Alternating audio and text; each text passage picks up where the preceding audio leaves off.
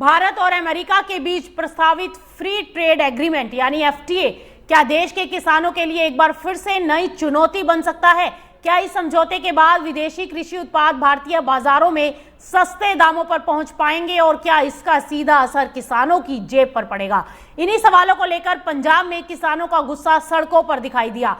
संयुक्त किसान मोर्चा के आह्वान पर राज्य के कई जिलों में किसानों ने प्रदर्शन किया और दोपहर 12 बजे से 3 बजे तक कई टोल प्लाजा पर वाहनों को बिना टोल शुल्क के गुजरने दिया।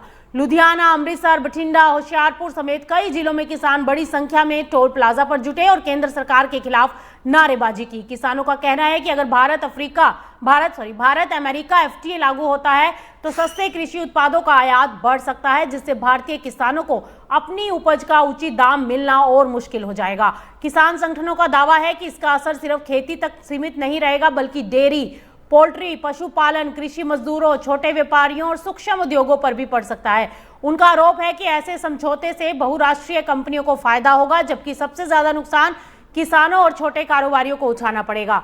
प्रदर्शन के दौरान किसानों ने पंजाब सरकार की लैंड पूलिंग नीति का भी विरोध किया और चेतावनी दी कि यदि इस नीति को वापस नहीं लिया गया तो इसके खिलाफ भी आंदोलन तेज किया जाएगा। फिलहाल प्रदर्शन शांतिपूर्ण रहा, लेकिन किसान संगठनों ने साफ संकेत दिए हैं कि यदि सरकार एफटीए को आगे बढ़ाती है तो विरोध और व्यापक हो सकता है।